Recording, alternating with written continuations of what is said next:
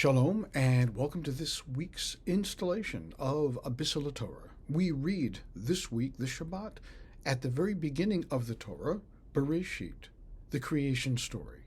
We read of God creating the heavens and the earth, of the constellations, of the oceans, of the waters that were divided, and ultimately of the creation of humanity as well.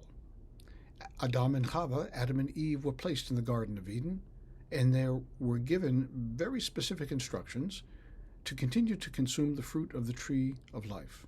For as long as they would do so, they would live. They would not suffer. They would not die. However, the tree of knowledge of good and evil they were forbidden from eating from, because God had promised, on the day that you eat of it, you shall surely die. From the tree of life, there would be eternal life. There would be another tomorrow.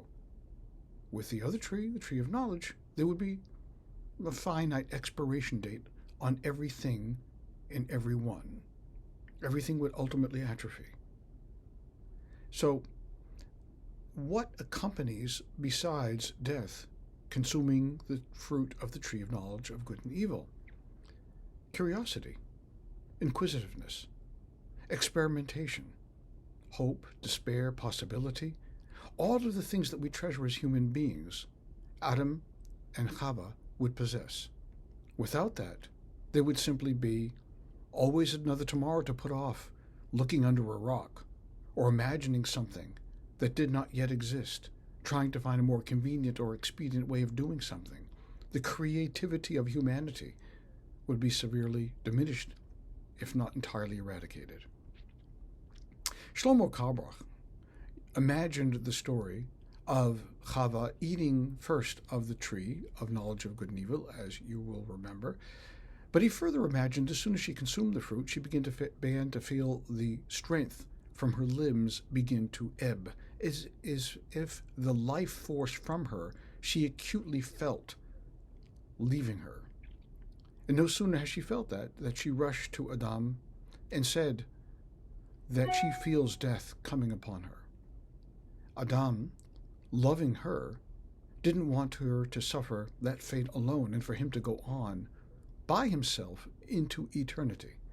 So, instead of continuing to eat the fruit of the tree of life, he consumed the fruit alongside of Chava. And they had both an expiration date that would allow them to live and to dance and to explore and to have all those wonderful human possibilities that we cherish so much in our lives.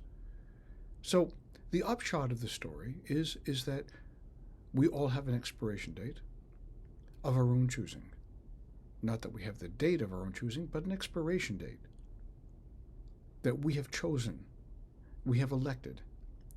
We've elected because it's better to live with curiosity than unending days of nothingness, of blankness, of living and existing, but never creating, never having all of those human hopes and aspirations that are so close to divine that exist in us.